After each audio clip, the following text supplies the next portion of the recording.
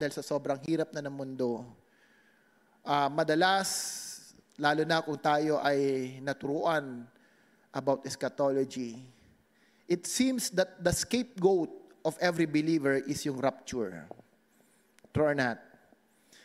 Dahil sa sobrang hirap na ng buhay, ang gusto po natin pumunta na ng langit. But remember these people of God, even Jesus, the Bible says, He's the King of Kings. Jesus is the King of Kings. Why? Because when God mandated us to take dominion over the earth, we have also been entrusted the authority of being king. Alright? However, a king cannot rule on the same dominion. If you will be a king, you need to rule other dominion. Sa isang kingdom na mayroon na pong hari, ang tawag po sa kanyang anak, ano?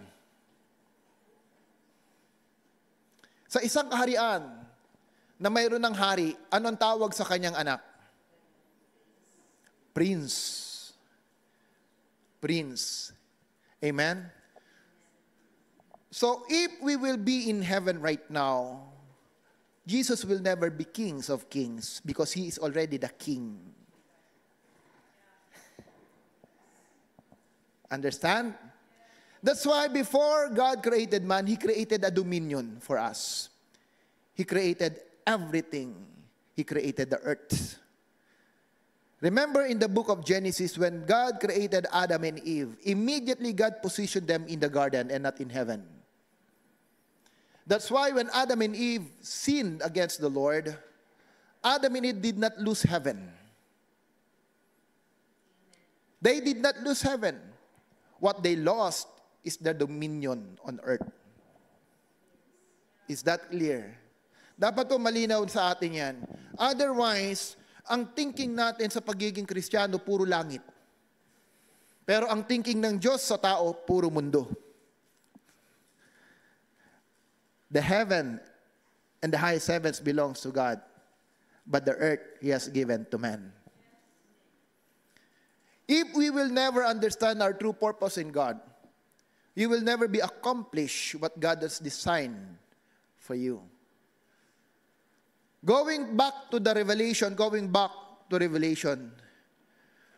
reading the book of Revelation, people of the Lord, again, this earth, because of its corruption, because of the contamination and corruption, the system of the world, God will create a new heaven and the new earth.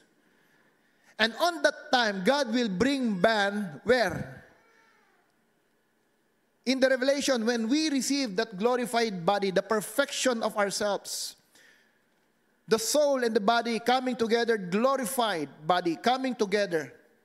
When that time happens and the time comes and we belong to God, God again will bring us back where? In the new earth. Still on the earth. So from Genesis to Revelation, God's design for us here on earth.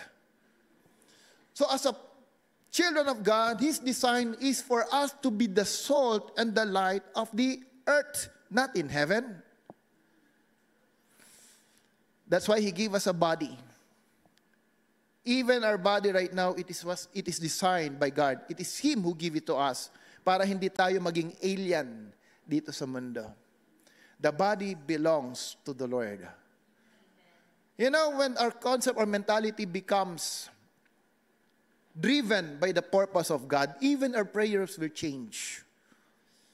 Bago po kami nagsibu last week, medyo may naramdaman ako, ba't ka ako masakit yung side ng katawan ko, yung side dito.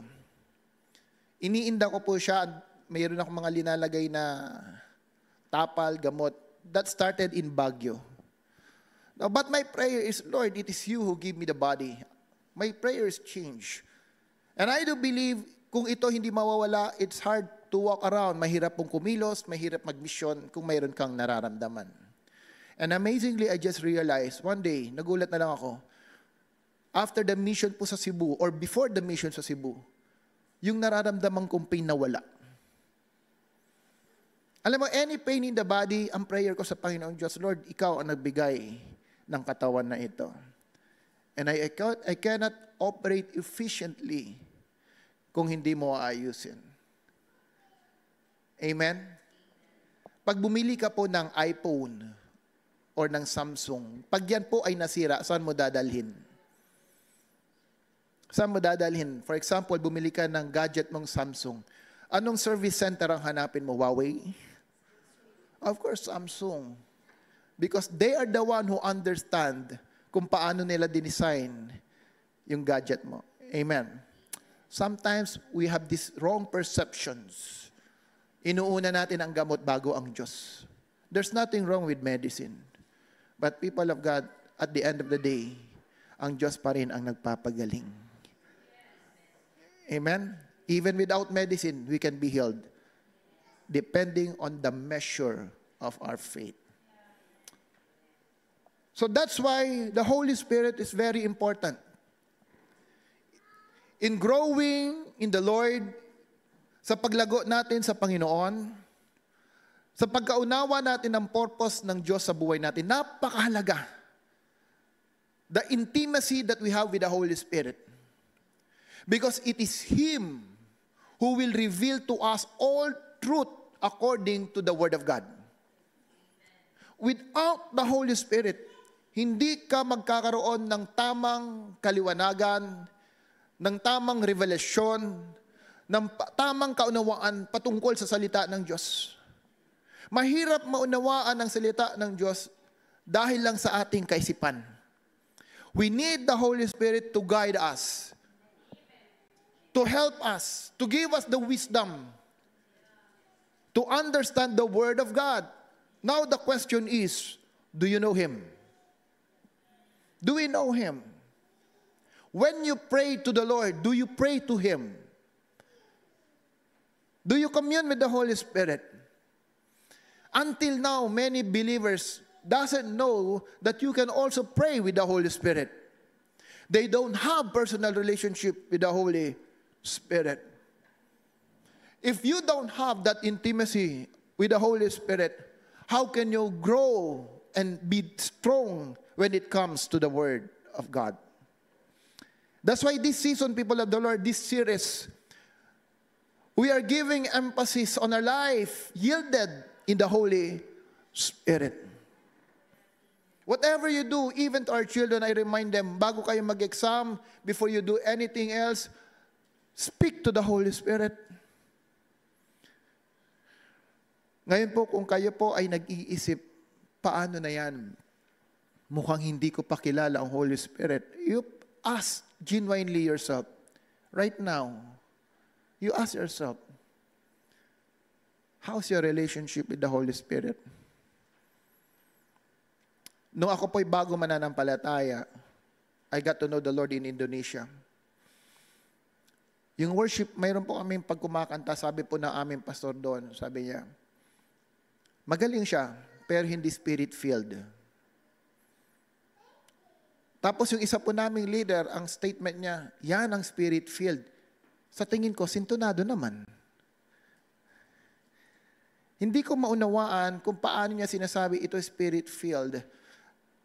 Bagamat napakaganda ng boses, yung isa na hindi naman ganun kaganda ang boses, but yet he's spirit-filled. But when I realized and I learned of building an intimacy with the Holy Spirit, I can discern and you will know. You can identify a person who is really filled by the Spirit and a person who is being led by the flesh. Hindi ibig sabihin tumatakbo, tumutugtog ka, you are filled with the Spirit. Alam niyo po, something I observed sa mga kabataan because they are still young. They are not yet bombarded by so much information of the world. Walang problema, walang stress, no? Wala masyadong iniisip. That's why their spirit are strong. Their spirit are strong. And you know what amazes me is that kahit at that level na bago pa po yung mga kabataan, sila David, sila Lemuel, no? The synergy is there for them to follow, no, to play together, yung synergy yung unity na pag sila po ay tumugtog, nakakasabay sila sa gusto kong gawin. And that is not easy, lalo na sa bagong manunugtog. And why they were able to go along and play together as we song. Hindi po ako kasama nila when they practice the song. Pero nakakasabay sila. Why? Because I do believe when they play the song, they play in the Spirit. They played in the Spirit. Pero po pag nagkakaedad na ang tao, napupuno na ng maraming problema, maraming iniisip, nagiging more on the soulish part na tayo, more than the Spirit. That's why, church, I challenge you. Pag ang worship leader or anyone in the pulpit encourage you, worship the Lord with all your strength, lift up your voices, worship Him in your voices, worship Him by your mouth, do it, just follow it. Huwag ka nang tumingin sa katabi mo, sa kaliwat kanan kung sila ba'y nagpupuro, hindi. Because why? When it comes to the Holy Spirit, it is your personal relationship with Him. Later, I will tell you and I will teach you why is it so important for you personally to establish that relationship. Because no one can help you except yourself. My responsibility for you, my accountability is to receive the word from the Lord and preach it to you. It is not my duty to receive or get confirmation or acknowledgement from you, and what will I preach? Amen? My first priority is to receive from God and preach the word to you. Now, your responsibility coming to the church is to receive the word, meditate on the word, validate the word, and obey the word. Do you understand? So when you come to the church without the leading of the Holy Spirit, it is hard to receive the revelation of the Word of God. Okay, now, last week, nandun po kami sa Cebu. Praise God, and indeed, it's a very victorious, and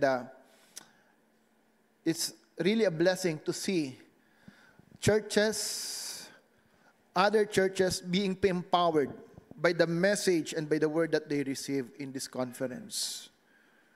No. It's such a blessing that in spite of the size of the church, no, we are not small, but we are big. Why? Because when you are connected to an alliance brings you, no, to other places, then you will see that your responsibility with the Lord and the ministry is not enclosed in the four walls of the church. At nakaka-bless po pag ang Diyos ginamit po ang ating buhay na hindi lang mabless kung saan po tayo unang tinawag, kundi ganun din naman for our life to be used as a channel of blessing for other churches.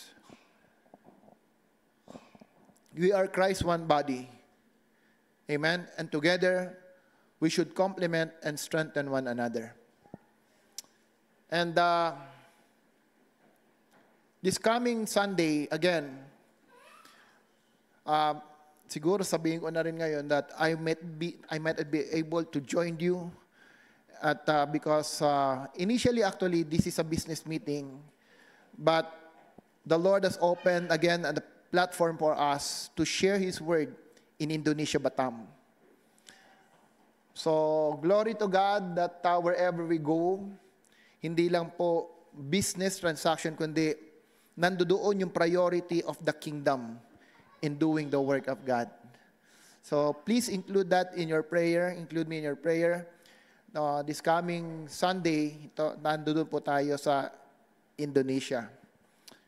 Okay? So going back to the message, let's open first our Bible in 1 Corinthians chapter 3, verse 2. 1 Corinthians chapter 3, verse 2. Now, before I read to you, again, going back to the Holy Spirit, the primary intention of the Holy Spirit in our life is this: to reveal all truths to us. Okay? Makinig po kayo. Listen here. Raymart, can you patulong nga? Kaya pala parang maliit.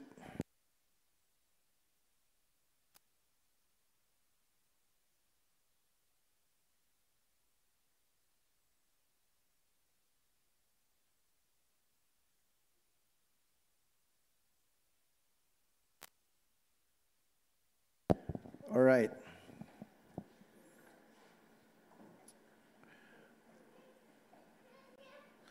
Okay, sorry. Before we read that, let me just read again. The fruits of the Spirit. The fruit of the Spirit. Number 1, change of character. Okay? Ito po yung pinag-aralan natin. Babalikan ko lang. Number 1, change of character. Number 2, in-depth passion and urgency for spiritual upgrading and maturity. Okay? These are the measures. When you are led by the Holy Spirit, ito dapat yung makita sa buhay natin. Ito yung measurement of a believer being led by the Holy Spirit. Number 1 is that there's a change of character. Number 2, in-depth passion and urgency for spiritual upgrading and maturity. Wala ba dyan? Number 3, heart of worship. Mayroong pagpuri sa Panginoon. Kaya po ang mananampalataya, pag nagpupuri sa Panginoon, hindi po mukhang statwa. Amen? I'm reaching for your heart. You hold my life in your hands. Hindi po ganun. Ang totoong nagpupuri sa Panginoon, ramdam na ramdam niya ang presensya ng Diyos. I'm reaching for your heart. You hold my life in your hands. Nung kami po ay nasa Kota Kinabalu and we are worshiping God, sabi po nung isang kasama namin blind, sabi niya, Kuya Noel, paano ba magpuri sa Panginoon? Hindi ko alam kung kailan ko itataas ang kamay ko. Hindi ko alam kung kailan ako magbababa. Sabi ko sa kanya, hindi mo kailangan tandaan. All you need to do is to feel the presence of God. At nakakatuwa po dahil nung sila ay nagsimula ng kumanta at napakaganda ng boses po nito, nung siya po ay umawit sa Panginoon at nagtaas, ramdam mo yung presensya ng Diyos sa kalagitnaan. And this conference was attended by leaders coming from different nations. And makita nyo po na leaders coming from South Africa talagang lumuhod sa Panginoon because of the presence of God. Amen? So it is the heart of worship. When you are being led and empowered by the Holy Spirit, worship becomes our life. Ang pagpuri sa Diyos, buhay po natin yan. Hindi mo kailangan ng gitara, hindi mo kailangan maging marunong gumitara sa bahay nyo when you do your family altar. Hindi kailangan po yung mga yan. When you have the heart of your worship, you can always sing before God. Amen? Hindi po mahalaga na ang boses mo kasing galing po ng isang singer. No. Mahalaga is you want to worship God with all your strength and mind. Kaya nga po, pag hindi mo kilala ang Diyos, mamaya i-share ko sa inyo, madaling iwan ang katotohanan, yun ang nakakalungkot. Many left their faith because of the world. Number 4, highly favored life, both divine and natural. Highly favored life, both divine and natural. Yung atin pong pupuntahan sa Singapore, sa Batam, actually, ilang beses ko na po itong hindi priority. Hindi ko po siya binigyan ng priority, but yet, when God gave you something and opened the door, it is true. No man can close it. Why? Dahil po yung mismong kausap ko ang siyang nag-follow up for me to do the business with Him. No? And when you learn something, principles in the Word, at alam mong i-apply, you will reap the benefit of it. There's one lesson that I learned from John Maxwell about persistent. About persistent.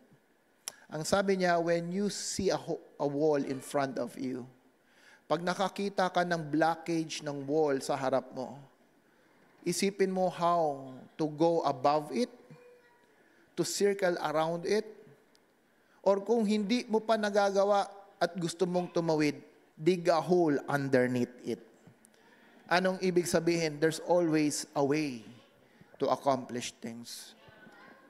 Bago po kami pumunta ng Cebu, iniisip ko, Lord, wala na akong alam na paraan.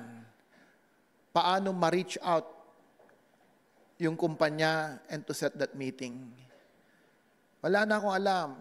May kausap akong tao, somehow, ang narinig ko, puro mga challenges, puro obstacles, alam mo, puro hirap. Pero habang kami nagbabiyahe papunta ng Cebu, the Lord revealed to me a person. He showed to me someone kung sino yung kakausapin. And immediately, I called that person. At siya po yung ginamit na susi ng Panginoong Diyos para makausap ko yung department head ng kumpanya. Yung department head. At nung nakausap ko siya, immediately, naging positive lahat ng pag-uusap po namin. Alam niyo po, it is true that God's grace are common to all. Righteous or unrighteous, that grace is available to everyone. Nung nag-usap kami, siya yung nagsabi, kailangan ko to. She was the one initiated the emails for me. She helps me. At ang ginawa ko lang po, sabi ko sa Panginoon, Lord, kung talagang hindi talaga pwede, that's okay. Accepted ko na. I made the third follow-up, and that follow-up opened the door. At 12 midnight, nang nagising ako, nakita ko yung email niya na, okay, come here and visit us on March 22. When you are persistent, and God is the one who gave you something, you know, it is also God will open the way. It is Him who will open the way. And immediately sabi ko kay Pastor Edwin, Pastor, alam mo, mas masaya ako yung pag-visit sa church kaysa doon sa meeting. Sabi ko kay Pastor Edwin, Pastor, I'm coming sa Indonesia. Mayroon bang available na lugar sa church diyan ako matutulog? Siyempre, walang bayad. Amen? O di libre. Sabi ko, I will attend the church this Sunday. Total, nandiyan na ako. Sabi ni Pastor Edwin, okay, we book up hotel for you. Come here. Uy, hotel. Sabi ko, sa church, okay na ako dyan. Hindi, nag-book kami ng hotel, sabi niya, but you will preach on Sunday. Okay. You will preach on Sunday. Alam mo, ang sarap po ng pakiramdam, no? That in the midst of your business transaction, nandiyan pa rin yung kingdom work. Because I believe when God is on top, business is non-stop. If God is on top, business is non-stop. Ikaw na tumatanggi, ikaw na umaayong, pero ikaw pa rin ang fina-follow up. Mas maganda yon kaysa ikaw yung naghahabol. True or not? Madalas ang gusto natin, tayo naghahabol, tayo naganap. Pero ang tanong, how do you exercise your priority with God? Sabi ng Panginoong Diyos, ang linggo akin yan. Amen? You have 6 days, all the work to do. Pero 1 day I give you. Kung Sabado, ang Sabat mo, that's okay. Pero sabi ng Diyos, 1 day akin yan. Sabbath is holy, says the Lord. Amen? Pero madali sa mananampalataya, ang priority pa rin, mundo. Madalas kinakalimutan ng Diyos, pero pag nanalangin, puro hiling sa Panginoon. Let's change our attitude. let's believe that we are highly favored by God. Let's believe the fact and the truth na sinabi ng Diyos, hindi mo pa hinihiling, alam ko na ang gusto mo. Let's embrace the principle that when you do the work of God, hindi ka magkukulang. When you put God on top of all the priorities, God will make you the priority in His kingdom. Amen? In the natural, it's the way we think. Pag ang anak mo masunurin sa'yo, kahit hindi humihingi yan, bibigyan mo. Pag ginagawa niya yung gusto mo, bibigyan mo yan. Sabi po ni Lemuel, namimili kami ng sapatos. Aba, humirit din. Sabi niya sa akin, Dad, I like the shoes. 4,000. Samantalang nung edad kong ganyan, ang hinahanap ko lang sapatos, 500. Nung siya nakakita po ng shoes, 4,000. Pero nakita ko on paano sumunod si Lemuel. Yung kanyang effort and time, sabi po niya sa amin, Dad, go na ako sa church. Kahit weekdays po yan. Bakit? May practice kami. Hindi ko po siya rini-remind. He's the one who's reminding me. At dahil dyan, nung siya po may hiniling, madali lang sa akin yun. Sabi niya sa akin, Dad, gusto ko ng shoes. Nung una, ayaw pa niya dahil sabi niya, mahal. Sabi ko sa niya, sige, bayaran mo yung 2,000, babayaran ko yung 2,000. Hati kami. Di ba? Alam mo, nung nabili niya, tuwa, hindi na tinanggal yung sapatos, kahapon na dumihan, worry siya. Kahit hindi niya hilingin, bibigay ko. People of God, ganun din ang Ama natin sa langit. Pag ginagawa mo ang gusto niya, huwag ka nang manalangin ng gusto mo, dahil alam niya kung ano ang kailangan mo.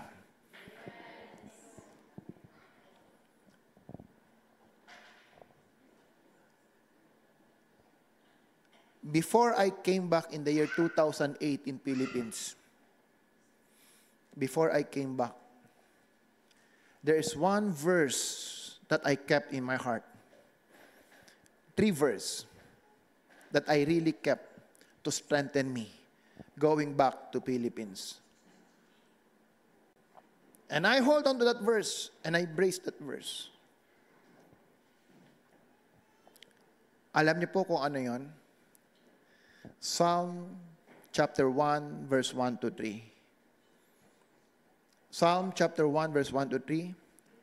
How blessed is a man who does not walk in the way of the wicked, who does not sit of the seat of the mockers, or does stand in the way of the sinners, nor sit of the seat of the mockers. But his delight is on the law. Sige, habulin nyo, sige. Hallelujah to si King. Talagang, wag niya na, okay lang. Hayaan niyo lang siya. Part ng ano natin yan, worship ministry. Okay, listen here. Dito lang kayo. But his delight is on the law. And on the law, he meditates day and night. Biruin mo, this is the principle that I use. Ang sabi ng Bible, in on the law, he meditates day and night. Day and night. Day and night. At ano sinabi ng verse 3? He is like a tree planted on the rivers of water. Whatever he does, anuman ang kanyang ginagawa, it will prosper. Alam niyo, pag may ginagawa kang hindi nagpa-prosper, nakakapagod yan. Pag may ginagawa ka na wala kang nakikitang bunga, nakakapagod yan. Walang magsasaka na nagsaka na hindi niya in-expect na siya ay kikita. Ano man ang ginagawa mo, somehow in the natural, you expect a return. Amen? Kaya nga sabi ni Dr. William Boone, and it echoing, na napakalakas sa akin in this time, it really echoes. Kung sa tingin mo, ang buhay mo is already like a merry-go-round, paikot-ikot na lang. Anong ibig sabihin? Yung ginagawa mo, paulit-ulit na lang ang buhay mo. Gigising, magtatrabaho, uuwi, natutulog, gigising, magtatrabaho, uuwi, gigising, trabaho. Haluan mo na lang ng konti, maliligo. Kung ganun na lang ang buhay mo, tumalon ka, sabi niya. Jump. Sometimes when you jump, you don't know where you will fall. But at least you stop the merry-go-round.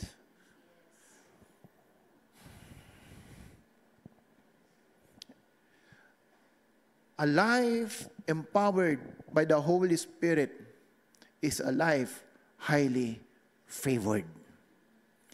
Divine and both natural. Naniniwala ba kayo dyan? Parang hindi kayo naniniwala. Ang buhay po.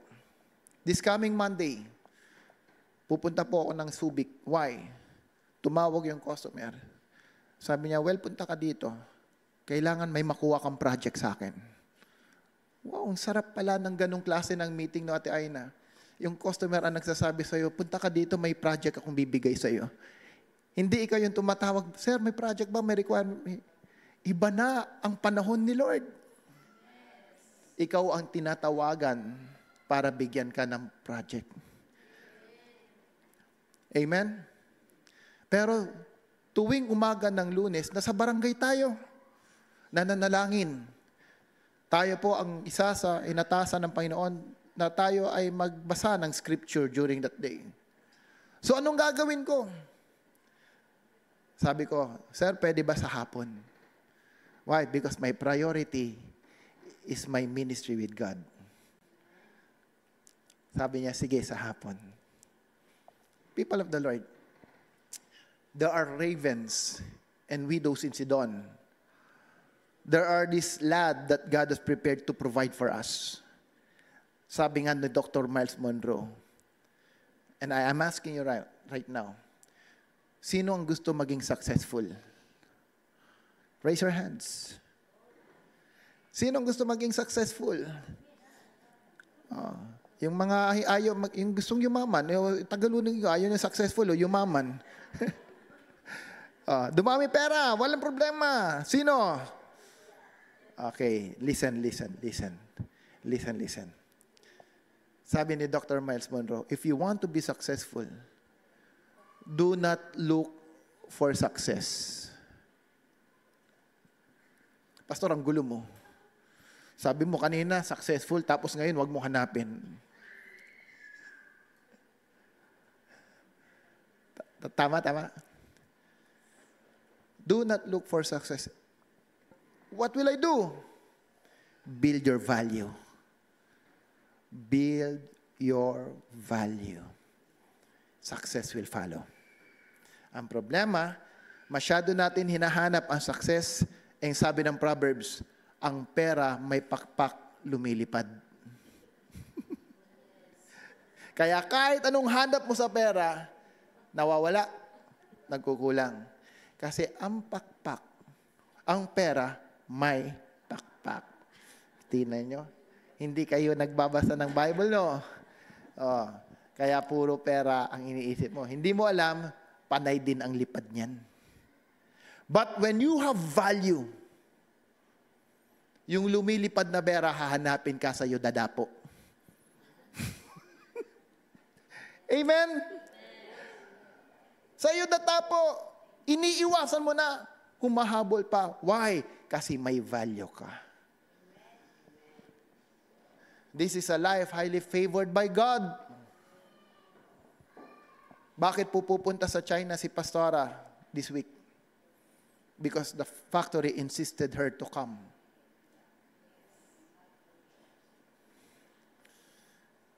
God will make something in your life for you to be a testimony to others. Even blessing will become your testimony to glorify God because you know yourself, without God, we are nothing. Yes. Ang tanong, priority mo ba ang Diyos?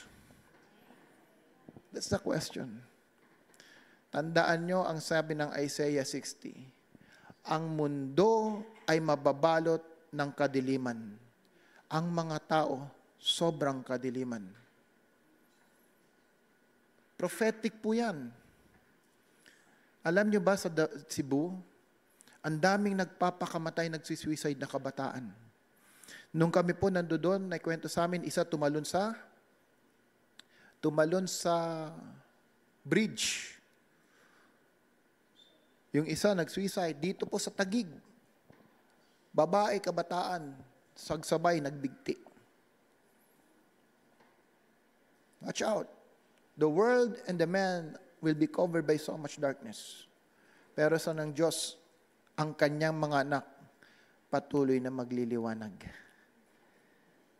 God can open the way for us to provide that favor and provision. Kaya po nakaka-bless makita po ang isang kabataan that in spite, anumang busy sa kanyang pag-aaral,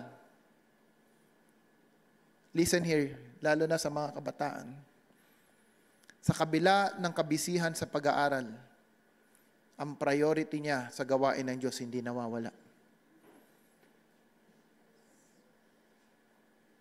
Nakakalungkot sa isang kabataan na wala ang puso sa paggawain ng Diyos.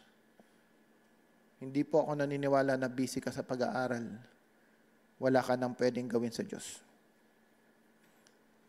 It is just about management of time. Highly favored by God, highly favored by man. Number 5. Those who are led by the Holy Spirit have their consciousness anchored towards truth.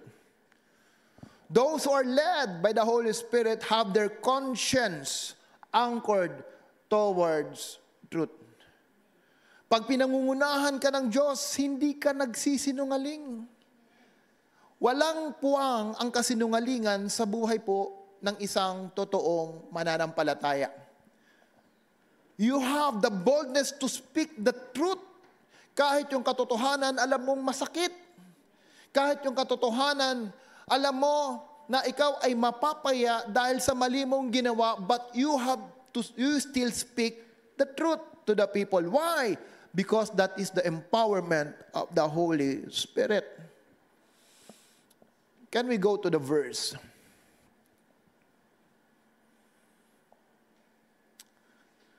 Romans 9:1. Listen. I am telling the truth. Sino po nagsasalita? Si Apostle Paul. I am not lying. My conscience testify with me in the Holy Spirit. I am telling the truth. Ano po yung argumento ni Apostle Paul in this context? Ano po yung argument niya at sinabihan niya yung katotohanan ang sinasabi ko? He put emphasis on this argument that what he is saying is true. Alam niyo po, the context of this book, ito po yung kadahilanan that in spite of preaching the gospel, doon po sa kanyang kanasyon to the Jew, they still keep on rejecting the truth of the gospel. They still rejecting Christ and embrace the law that was given to them by Moses. Kaya ang sabi ni Apostle Paul, ito yung katotohanan. Ito yung katotohanan. I'm not lying about you. You are still rejecting Jesus in your life.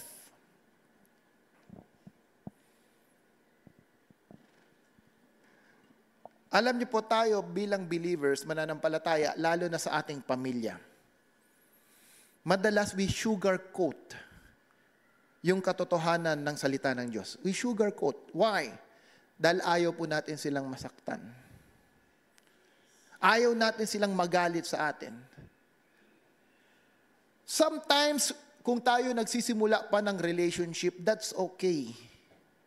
No? Pero, it is not perpetual. Hindi habang buhay, you will sugarcoat the Word of God. We should rise up and stand firm about the Word. and speak the truthfulness of what Jesus has done for us.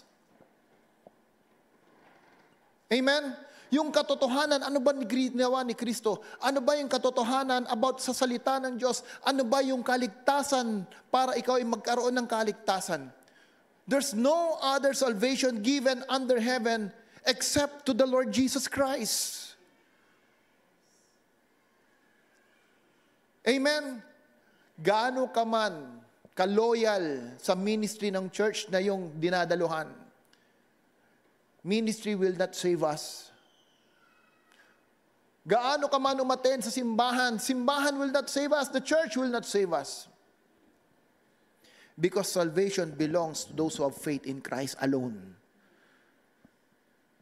Amen? Salvation belongs to those who have faith in Christ alone. Now listen here. If a person did not receive Christ, their soul are already damned in hell.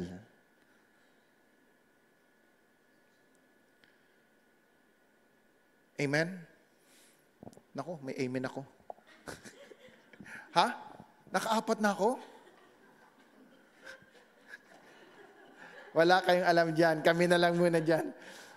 Ang bira. Isa lang yun Paano ako nakaapat? Hindi, unaware. Hallelujah. Hindi ko naman intended yun. Okay. So, if a person doesn't have Christ in them, their soul is already damned in hell. My question is this. Mayroon ka bang pamilya na mahal mo? Mayroon ka bang kaibigan na sa tingin po wala pa si Kristo sa buhay nila? What are you doing? Because if you believe what you accepted is true, if you believe that your faith is true according to the Word of God, hindi mo hahayaan ang pamilya mo na wala dito ngayon.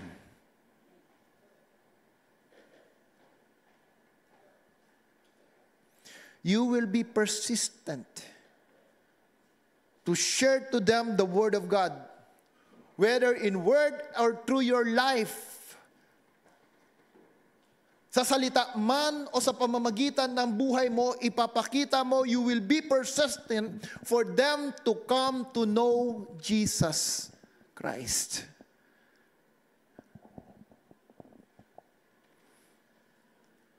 Otherwise, kung ang ginagawa mo lang ngayon is just a mere ritual, diyan po nawawala yung empowerment ng salita ng Diyos sa atin. I am not lying. Paul is telling to the Jew, you are rejecting the Son that God has given you for your salvation. That's why salvation comes to the Gentile.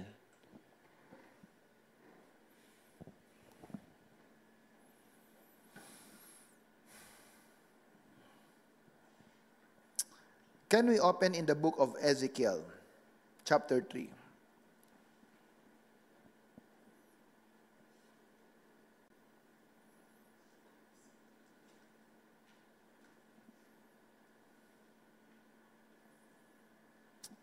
Verse 17. Ezekiel chapter 3, verse 17.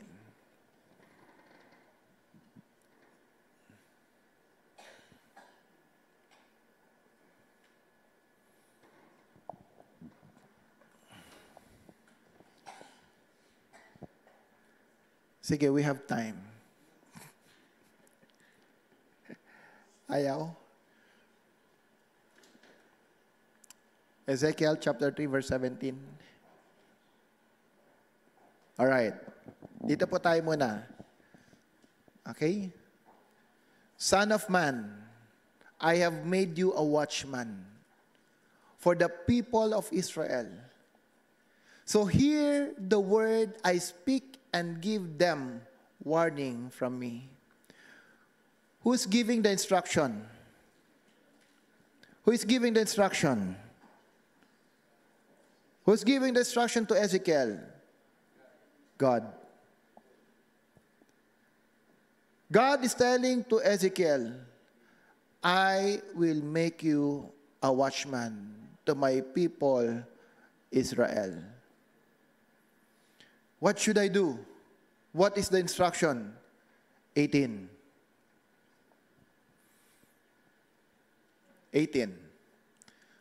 When I say to a wicked person, may Tagalog ba dyan?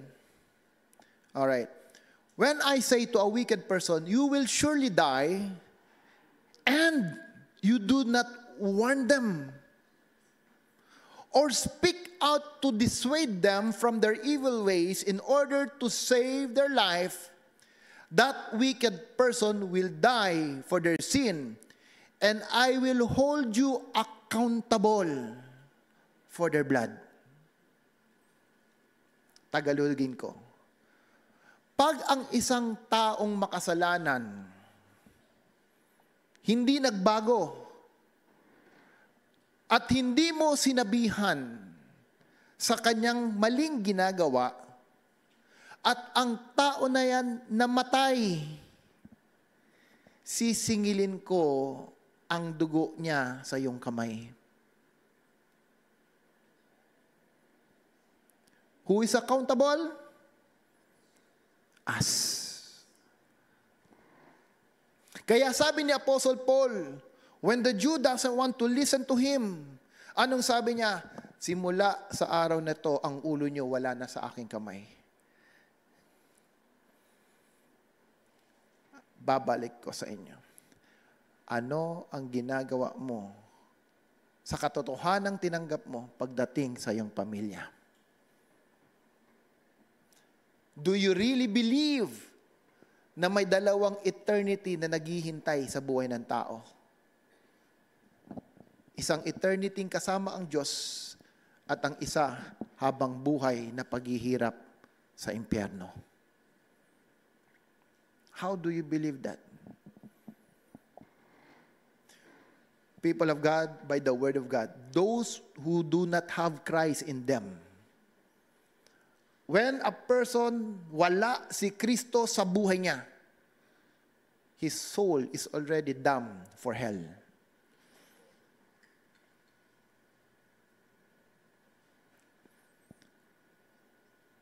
Amen? Paano, pastor? Tumanggap naman siya, pero ang buhay niya ganun pa rin. Kung totoong tinanggap mo si Kristo, mahal mo ang Diyos, hindi pwede ang buhay mong hindi nagbabago. Ang totoong tumanggap kay Kristo, ang buhay nagbabago. And these are the measurement of that changed life. He will hold on to the truth.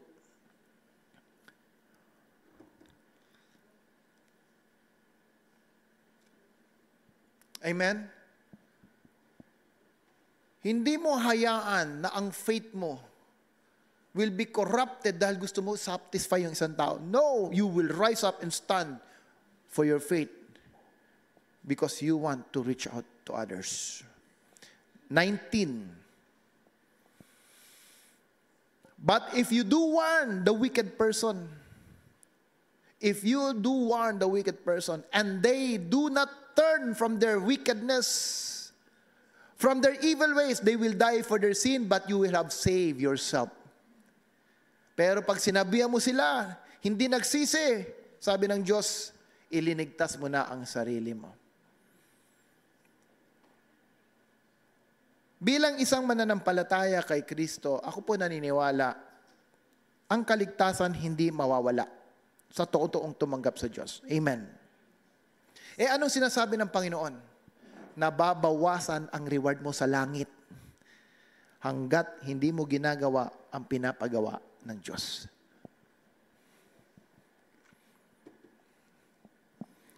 Amen? Sa atin yon. Pero doon sa mga wala kay Kristo, they will face judgment.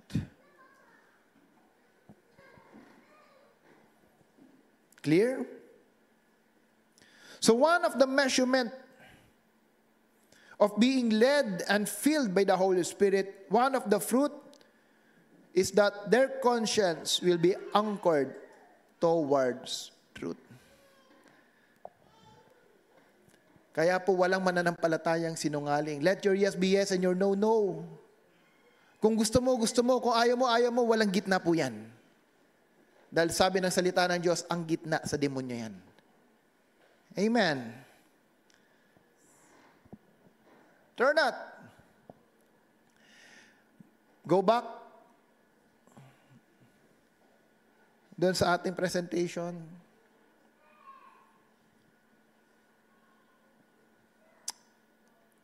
Matthew 5, verse 37. Anong sabi po diyan?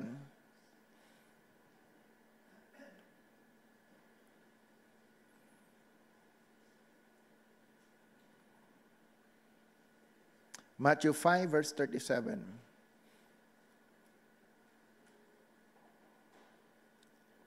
Pag tayo nag-extend, kasalanan nila, hindi ako. Okay? Oh, tumatakbo yung oras natin eh. Ang tagal. Alright, can you read? 1, 2, 3. Simply let anything beyond.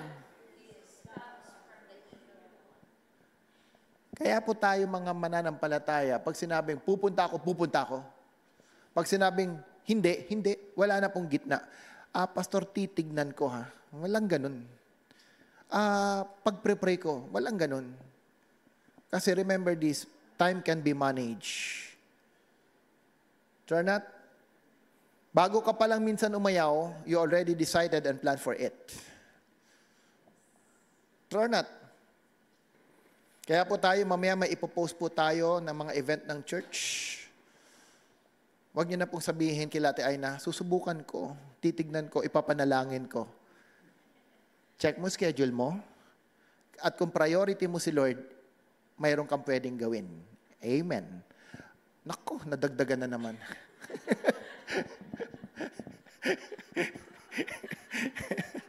Okay, sasabihin ko na nga sa inyo, susi, ganito.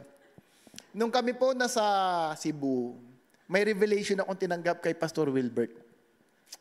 Sabi niya, pag tayo daw or if a leader preach out of the reserve, kaya tayo nawawalan or hirap magturo or mag-preach, no? Kasi galing sa mga reserve na, walang naimbak na grasya si Lord sa buhay natin. Madalas daw, pag ganyan po yung preacher, ang laging nababanggit, hallelujah and amen. Amen? Amen? Hallelujah. Hallelujah. Amen. Walang substance yung mensahe. After niyang sabihin, pinakinggan ko ng gusto si Pastor Wilbert. Sabi ko, totoo nga. Hanggang matapos yung kanyang preaching, walang amen and hallelujah. Sabi ko, challenge ko yung mga leaders natin. Simula ngayon, lahat ng tatayo sa harap, lahat na magsasalita, dapat walang hallelujah and amen. Kasi why? Alam ko mayroon nang ilinagay ang Diyos sa buhay natin. Minsan po, pag mag-preach, pansinin mo, pag wala kang masabi, hallelujah, hallelujah, hallelujah. Alam niyo po ba, hallelujah? Wala ka nang ginawa, kundi hallelujah and amen na lang. Amen! So sabi ko, tanggalin natin. So, sabi ko kay Ate Maika, ikaw magbantay, mayroong penalty. Ang bawat magsasalita ng amen and hallelujah sa harap. Kaya binibilangan nila ako. Kaya mamaya pag siya tumayo, ako magbibilang sa kanya. Alright? So that's the reason. It's for our upgrading, personal upgrading, for our growth. So Matthew 5:37 says, let your yes be yes and your no, no. If God is your priority. Remember this, as I taught you before, pag tayo pinangunahan ng banal na Espiritu, ito po ang katotohanan. Mamahalin mo ang upgrading and equipping, lalo na sa spiritual. You will embrace spiritual upgrading sa buhay mo. Lagi ka mag-aaral ng salita ng Diyos sapagkat gusto mong matuto ng bawat katotohanan ng salita ng ating Panginoon Diyos. Remember this, hindi po demonyo ang matinding kalaban ng tao. It's not. Ang matinding kalaban po ng tao, yung Hosea 4:6 na ang sabi, "My people are destroyed because lack of knowledge." How can you build knowledge? You should know the truth. And what truth that you should learn? The truth that comes from God. Kaya po ang upgrading, every time that you come to upgrading, every time that you equip yourself with the Word of God, with the truth, you grow your knowledge. And the more knowledge that you have of the truth, the weaker that the enemy can operate in your life. Ulitin ko, habang lumalago ang kaunawaan mo sa Diyos at sa Kanyang salita, ganyan naman nagiging mahina ang demonyo sa buhay mo.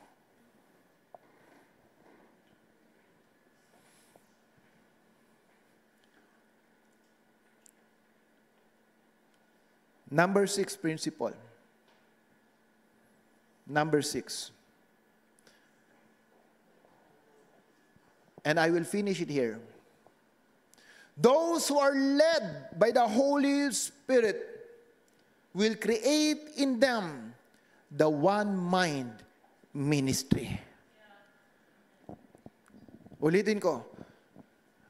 Tayo po bilang isang simbahan, mahirap mag-operate or maging malakas kung wala pong pagkakaisa sa kaisipan ang bawat leader at membro ng simbahan. Hindi po nasusukat ang lakas ng isang simbahan sa dami ng tao. Sabi nga ng isang pastor sa akin, anong gusto mo, Noel? Yung 1,000 member na puro sakit ng ulo? O yung 12, pero ang espiritu ni Pablo, espiritu ni Pedro, espiritu ni James, espiritu ng mga apostol except si Judas. Anong mas gusto mo? Jesus only focuses on the 12, and the 12 were able to touch the nation. We are not few. Hindi iilan man tayo na nakikita po natin ngayon. But we have an outreach in US, we have an outreach in Australia, we have an outreach in Batangas. At in the same way, nagagamit tayo ng Panginoon to preach His Word sa iba pong syudad. We are not small. You are not small in the eyes of God. Remember this, the moment that you know and understand all the truths, ang bawat member ng blood of the New Covenant Global Church, you are the catalyst of change in your place of environment. Palakpakan natin ang Panginoon Diyos. Parang si Nanay Kuning lang nakita akong masaya nung sinabing catalyst of change. Dapat damang-daman natin yan. Ano man ang posisyon mo, ano man ang ginagawa mo, ikaw ang liwanag at asin na magdadala ng pagbabago sa lugar na pinagdalahan ng Diyos para sa iyo.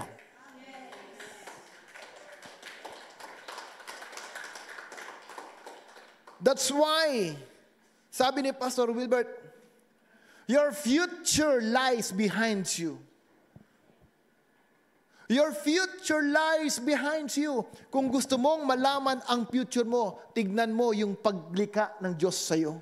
Ano ba ang plano mo? Kaya ang future mo, para maunawaan mo, go back to the book of Genesis chapter 1. This is the reason your future lies behind you. If you don't know and understand how God created us, you will never know what's your purpose in life. One mind ministry is the empowerment of the Holy Spirit in our life. Why? Go to the next verse.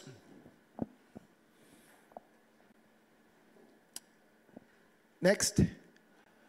Day by day, continuing one mind after the day of Pentecost. Yung mga tumanggap sa Panginoon Jesus na Jew, Day by day, they have one mind in the temple, breaking of the bread from the house to house. They were taking their meals together with gladness in sincerity of heart. Nagkakaisa po sila araw-araw.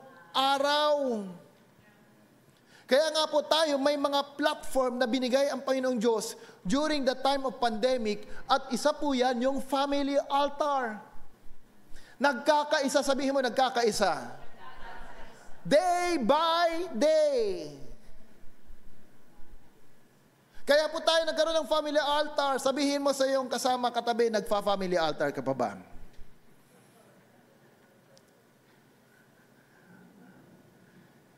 They have one mind. Kaya po tayo, mayroon tayong GC. Ang pinapakita po natin, pagkatapos mag-family altar, nagpo-post po tayo ng picture doon. Sa atin po, minsan nakikita nyo, walang picture, pero alam nyo po sa SCB, tuloy-tuloy kami until now na nagpo-post ng picture namin dyan. Wala pa po tayong sinasabing the end. Pero marami pong tumaya na ng ending. Kita nyo na? Kita nyo na? Alam nyo po, ang sinusubok dyan, obedience. Unity. How do you explicitly follow authority and leadership? It's hard to lead when you don't know how to follow. Tandaan nyo, a good leader will always be a good follower. A good leader will always be a good follower. I shared to you about vision. God will never give you a vision unless you know first how to build the vision of others.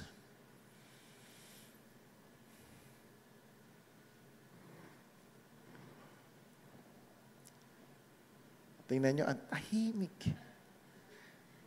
Kasi po marami nang nanahimik sa family altar. Remember this, it is not just the posting. Tandaan nyo to. Tandaan nyo to. Hindi po pinag-uusapan kung nag-post ka dyan. Ang pinag-uusapan dyan, yung tinuturuan kang marunong sumunod.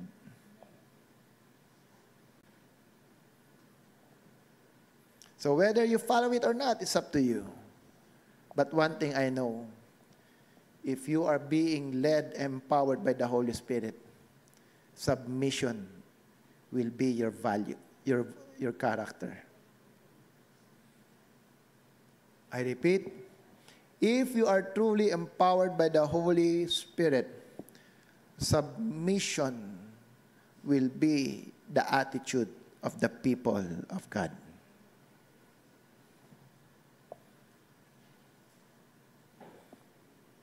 Bakit unity ang kailangan? Kasi alam ng Diyos, pag walang pagkakaisa sa loob ng tahanan, hindi yan magiging matatag. Hindi magiging tatag. Kaya po napakahalaga ng father sa loob ng simbahan or sa loob ng pamilya. Anong purpose ng ama? To affirm unity within the family. Next, please. Hindi yan. Matthew 3:24-25. Wala dyan. Kasalanan ni Micah, hindi sinama. Alright, Matthew 3:24-25. Go back dun sa ating verse. Okay, ako na lang. Matthew 3:24-25. If a kingdom is divided against itself, that kingdom cannot stand. Sulat nyo to. Nilay-nilayan nyo. If a kingdom is divided against itself, that kingdom cannot stand. Verse 25. If a house is divided against itself, that house will not be able to stand. Kaya po sa bahay, hindi ako nagdi-decide pag hindi umagri si pastora. I don't. Why? Alam ko magiging mahirap at struggle. Maraming pamilya, hiwalay ang desisyon ng tatay sa nanay. True or not? Ayaw mo sundin, basta gagawin ko to. Alam niyo, nakakatakot yung mga ganyang desisyon. Pag hindi, sabi nga ng Bible, pag kayo nag-away, ulitin ko nag-usap kami minsan nila Pastor Edwin. Ang tagal po namin nag-fellowship. At napunta kami sa isang situation ang sabi niya, pag nag-away daw ang mag-asawa, yung lalaki ba nakakapag-pray pa ba? Anong ginagawa ng lalaki pag nag-away mag-asawa? Sabi ko, Pastora, hindi ako nagpre-pray. Bakit? Kaya Albert, ikaw pag nag-away kayo, nagpre-pray ka? Yes or no? Bakit?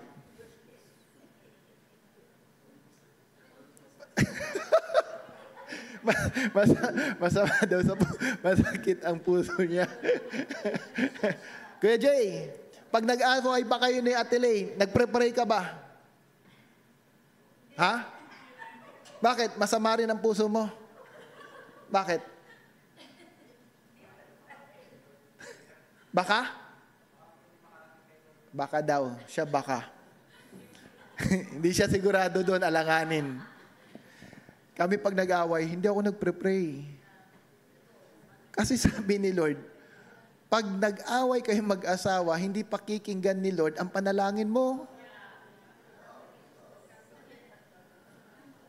Kahit anong dulog mo, kaya ang sabi niya, bago mo ilagay ang offering mo, at naalala mo may kagalit ka, puntahan mo at makipag-ayos ka muna. Pero maraming pananampalataya ngayon. Nalipasan na ng panahon. Ang naipon kaaway. True not. Samantalang sabi ng Diyos, makipag-ayos ka. Why? Because God is a God of peace and order and unity. Lalo na pagdating sa kanyang simbahan, sa kanyang pamilya, ang gusto ng Diyos may pagkakaisa. Otherwise, it will not stand. Bago po ako pumunta, or bago ako nagpasya na pumunta na Singapore, tinanong ko si Sir Ken, kailangan ko bang pumunta? Ang sagot niya, kailangan. O I decided, I will go. Otherwise, pwede namang hindi. Pwede ko namang i-manage yun na hindi ako pupunta eh. Pero sabi niya, kailangan mo pupunta. O di pupunta ako. Ganyan po yung pagkakaisa. Hindi po pwedeng magkahiwalay. Mahirap po ang isang taong nakikita mo ang ulo paharap, pero ang kapaa palikod. Paano yung maglakad?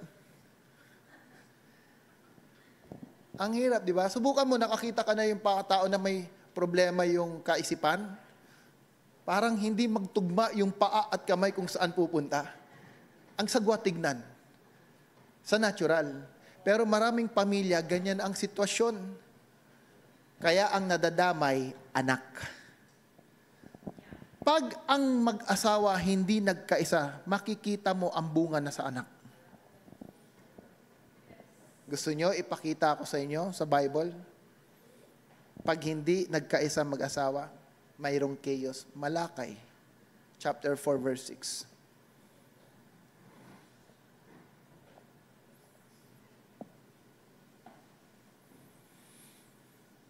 Kaya pag mayroon pong gulo, wag na kayong magtaka. May dahilan yan. Anong sabi ng Malakay, chapter 4, verse 6? No? He will restore the heart of the fathers to their children, and the hearts of the children to the fathers. Bakit? So that I will not come and smite the land with the cursed. Pag ang puso pala ng anak, hindi na itono sa puso ng tatay, at ang tatay sa anak, susumpain pala yung lugar na yan. Subukan mo ang pamilya, na ang tatay, ang alam niya, ang kanyang trabaho lang magbigay ng pera sa anak. It's not enough. It's not enough.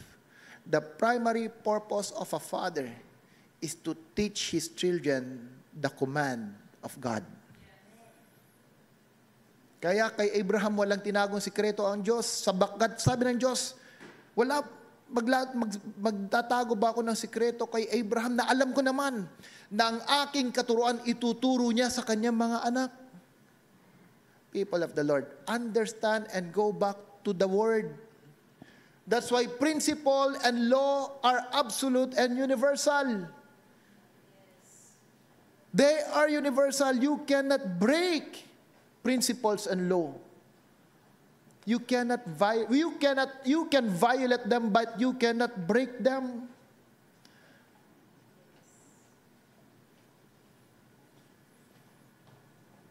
Alam niyo po, trabaho ng demonyo ang magwasak. Hindi po trabaho ng Diyos yan.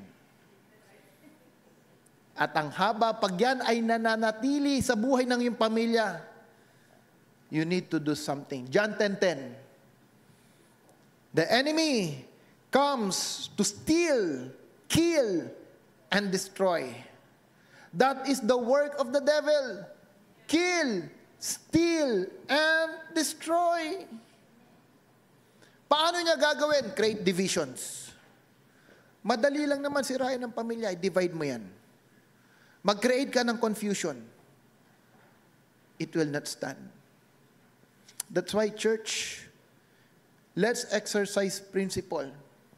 If we want to be strong as a church that Christ ordained for this season, one of the vital things that we need to establish is unity. Without unity, we will lack authority. You will not have any authority on things that we are not doing. Madali po magturo. Pero to establish authority, you need to do what you are preaching.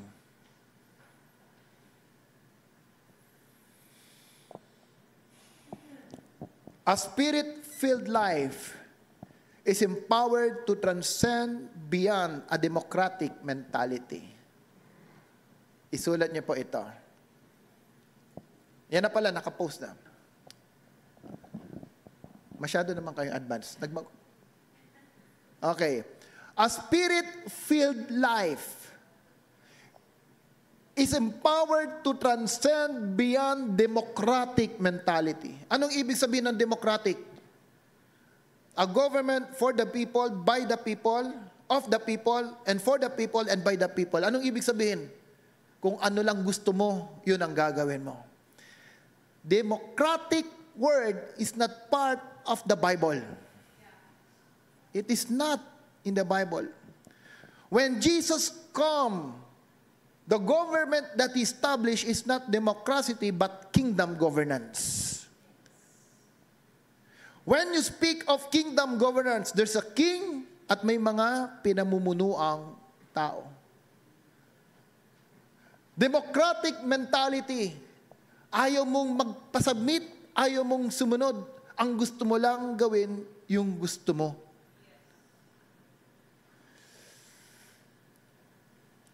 If this kind of spirit will not be established, konti na lang, baka espiritu ni Judas ang siyang mag-rise up sa loob ng simbahan. Alam niyo po si Judas, nagsimula yan sa paghawak lang ng pera. Tama? Kasi siya yung pinakamagaling sa mga apostol. Siya yung treasurer nila. Magaling siya sa management pagdating sa pera. Ang problema sa kanya, pati yung langis ni Magdalena ilinagay, ang tingin niya, pera pa rin. Sayang yan. Mas marami pa. Doon pa lang makikita mo mayroon ng korupsyon na nangyayari sa kanyang puso. Doon pa lang. No, kaya po si Judas, nung siya'y inutusan ng Diyos, walang alam yung mga apostol. Sige, gawin mo na kung anong gagawin mo. Ang tingin ng mga apostol, dahil nga magaling siya sa management, baka inutusan lang may bibilihin.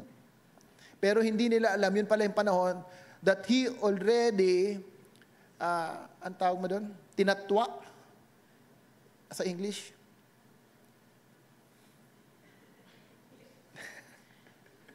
Ha? Betrayed. Thank you, Kuya Jason. He already betrayed the Lord Jesus Christ. Okay? So what I'm trying to say is, people of God, do not allow small leaven to influence the dough. Gaano man kaliit yan, when you entertain it in your life, it will corrupt your spirit. Our spirit is very tender. Our spirit is very tender. That's why the Lord is teaching us and giving us a platform to exercise principles and law. Philippians chapter 2, 1-2, anong sabi po ni Apostle Paul? If there anything encouragement in Christ, if there is any consolation of love, if there is any fellowship of the Spirit, if any affection and compassion, next, make my joy complete by being of the same mind, maintaining the same love, united in spirit, intent on one purpose. Naalala ko, I remember, sabi ni Pastor Wilbert, gaano man karami ang ibigay niyo sa akin, gaano man niyo ako i-treat during my birthday, hindi ito yung magbibigay sa akin ng totoong kasiyahan. Sapagkat ang kasiyahan na gusto ko ay yung pagkakaisa ng Espiritu sa gawain ng Diyos. Palakpakan natin ang Panginoon. It is not material blessing that will give you peace and satisfaction. It is unity. At sabi ni Paul, remember, Philippians are the crown and joy of Paul. Sabi niya, make my joy complete by being of the same mind, maintaining the same love, united in spirit, intent of one purpose. Church, again, especially sa leaders po natin, make sure that what you are doing and your decision align to the vision of the church. Kayo ang pinili, kayo ang tinawag. Leaders, you are more responsible to show others your obedience.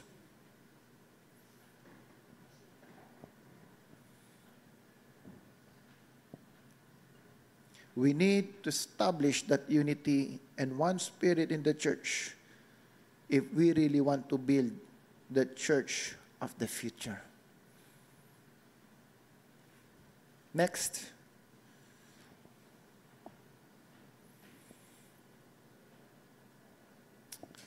We show our love for God by obeying His commandments, and they are not hard to follow. We show our love for God by obeying His commandment, and they are not hard to follow. Listen, ang totoo pinamumunuan ng banal na Espiritu, hindi mahirap sumunod sa utos. Sabi diyan, ang salita at utos ng Diyos, hindi yan mahirap sundin. For those who are being led by the Spirit of God, ang pagsunod, buhay na. Ang pagsunod ay kasiyahan para sa kanila. You will joyfully submit yourself to every authority because God said so. And lastly, Genesis chapter 11, verse 6. Genesis 11, verse 6. God knows the principle. He sees the principle. Anong sabi niyan? The Lord said, behold, they are one people. This is the time of Babel. The only missing link in the time of Babel, they did not put God on top of their project. At nakita ng Diyos, nagkakaisa sila. The Lord, behold, they are one people and they all have the same language. And this is what they began to do. At ano nakita ng Panginoon? Pag nagkaisa ang mga tao, anong sabi niya? Next verse. Nothing which they purpose to do will be impossible to them. Walang imposible silang kayang gawin na hindi nila pagtatagumpayan. Why? Dahil mayroong pagkakaisa. Before I close in prayer, I challenge you. Mayroon ka bang pinagdadaanan pagsubok? Mayroon bang testings and trials na gusto mong ma-overcome? Kung sa tingin mo, ikaw ay pamilyadong tao, may asawa ka, the first thing that you need to establish in order to be victorious in the time of crisis, establish unity within your family. That's the key. Dapat may pagkakaisa. And how can you do that? Submit yourself in the authority of the Holy Spirit. Pag nagpasabit ka sa authority ng Holy Spirit, the Holy Spirit will empower us, will teach us to submit to every laws and principles of the Word of God. Hindi mo na ako questionin. Sabi ng Panginoon, makipag-ayos ka sa kaaway mo. Lord, nahirapan ako eh. Hindi ko kaya, siya naman ang mali, hindi ako eh. Eh sabi ng Panginoon, mahalin mo nga kaaway mo. Pakainin mo. I-bless mo siya. That is the requirement of the law. Dahil habang bless mo siya, sabi niya, para ka naglalagay ng uling sa ulo niya. Vengeance is mine, says the Lord. Ang paghihiganti na sa kamay ng Diyos, wala sa atin. Ang responsibility mo ay mahalin, ipakita sa tao ang pag-ibig ng Diyos. Kaya ba natin yan? Kaya niya ba yan? Sa pangunguna ng banal na Espiritu, all things are possible. Kung ikaw naman ay nag-iisa sa buhay, bachelor ka, wala ka pang asawa. If you want to overcome first, check and understand who are your alliance. Sino ba yung kagrupo mo? Sino ba yung kasama mo? Are this kind of people na sa tingin mo makakatulong sa'yo that they will strengthen you in your relationship with God? Kung hindi yan yung mga tao na tingin mo makakatulong sa'yo, iwanan mo sila. Find someone, a friend, an alliance who will be able to help you bring closer to the Lord. That is the key. Unity among the saints. Unity among the believers. Kung sa tingin mo, siya kapatiran mo, pero ang ugali hindi nagbabago, iwanan mo din. Iwanan mo din. Ang pinag-usapan dito, attitude. Kasi hindi ibig sabihin mananampalataya yan, okay ang ugali niyan. Sabi nga ni Apostle Paul ni makikain, wag kang makikain sa kanila. Why? Because bad character corrupts good conduct. Learn and understand your association. Establish the right people around you. At mas madali maging matagumpay sa nais mo sa buhay. Principles and law are established to make our life easy. Ulitin ko. Principles and law are established to make our life easy. All we need to do is submit and follow the law of God. Let's all rise up.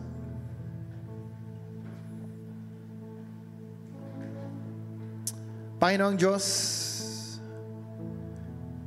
minsan pa, O God, kami lumalapit sa inyong harapan. And as we have learned two principles today of how the Holy Spirit is leading us, that through the guidance of the Holy Spirit, Lord, we will be able to speak the truth and only the truth. And unity will become the foundations of our lives, O Father. And Lord, from this day on, I pray, by the empowerment of your Holy Spirit, let truth be established in the life of everyone who have heard this message that is spoken this morning. Hayaan mo pong katotohanan ng inyong mga salita ang maging pundasyon ng bawat mananampalatayang nakarinig ng iyong salita sa araw na ito, O God. Na hindi po kami malilimitahan, mangingimi na magsalita ng katotohanan that we believe, God, this is your purpose and your plan to establish others around us. Particularly, Panginoon, pagdating sa katotohanan about salvation in Christ, I pray, Father, to provide that boldness in our spirit that we may speak the truthfulness of the gospel to others. The good news of the salvation that comes to no other else but the Lord Jesus Christ. At ganun din naman, Panginoon Diyos, I pray, O God, that as we move as one body, maging sa mga pamilya na nandito, Panginoon Diyos, let unity be established in our midst. Lord, particularly in the leadership of this church, I pray, Father God, sa aming patuloy na pagsasaliksik pag-aaral ng iyong salita, sa mga principle na aming naririnig, I pray that every leaders will surely, Panginoon, be a model to others when it comes to submission of the authority, when it comes to the unity of this church. Salamat, Panginoong Diyos, O God. Lord, again, we are just a vessel and a mouthpiece to speak your word. But the empowerment to change life is in your hands. Encounter your people, O Holy Spirit. Reveal yourself to each and every one of us. Continually, I pray that our relationship will be established with intimacy with you in every day of our lives. Thank you, Holy Spirit. Hallelujah. Father, this I pray in Jesus' name. Amen, amen, amen.